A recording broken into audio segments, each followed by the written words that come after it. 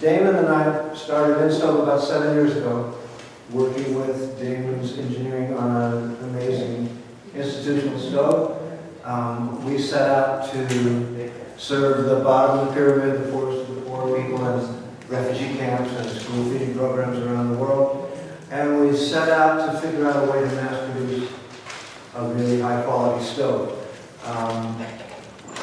We're doing that now. I'm just back last week from Nigeria, where we started our first factory abroad. We're making stoves in Nigeria.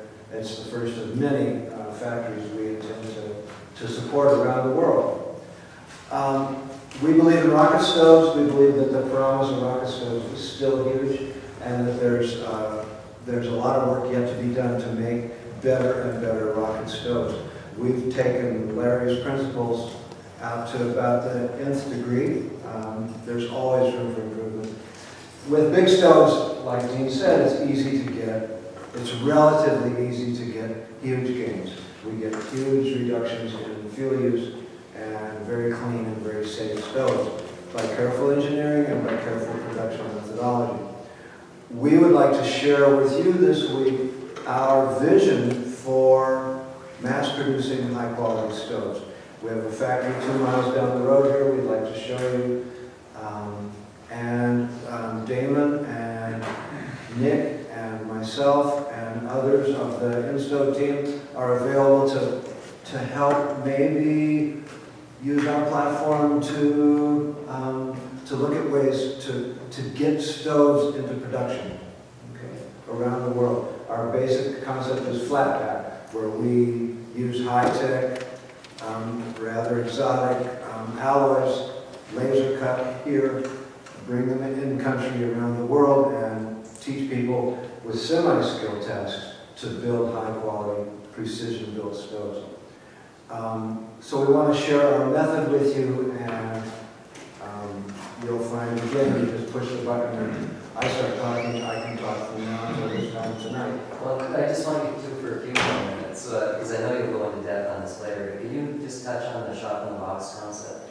Yeah, so our concept from the beginning was that we would call this method stove factory in a box.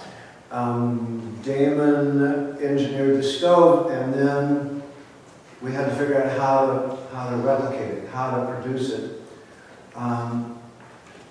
The wisdom of the lab here at Appalachia is that very small variations in some of the critical gaps will affect performance hugely. So millimeters matter. So we've designed a system to build a stove with 1 millimeter of tolerance.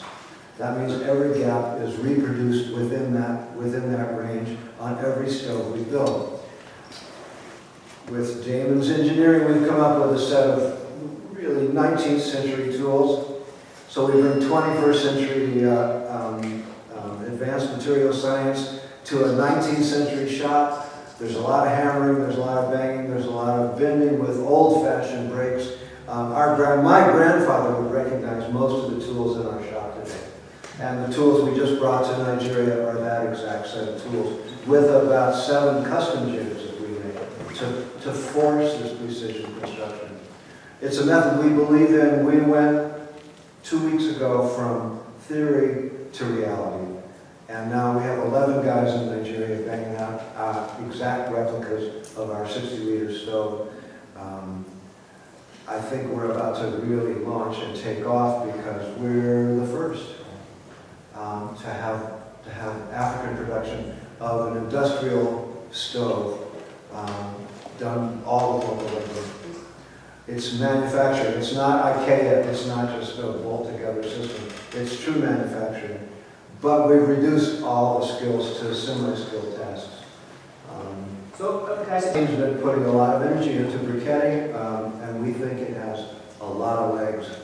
It's time, after 40 years, it's time for briquetting to catch on. It's time for us as a community to develop our briquettes into something that's viable.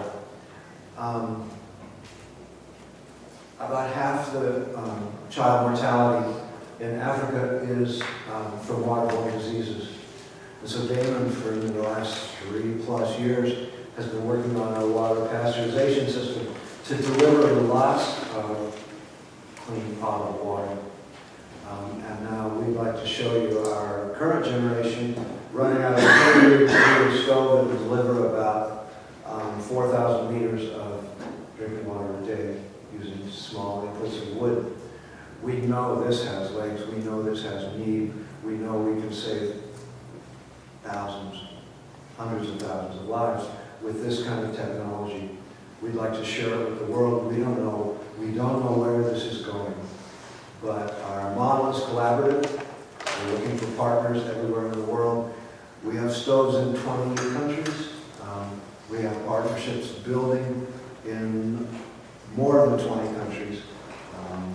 And I look forward to talking with all of you more this week.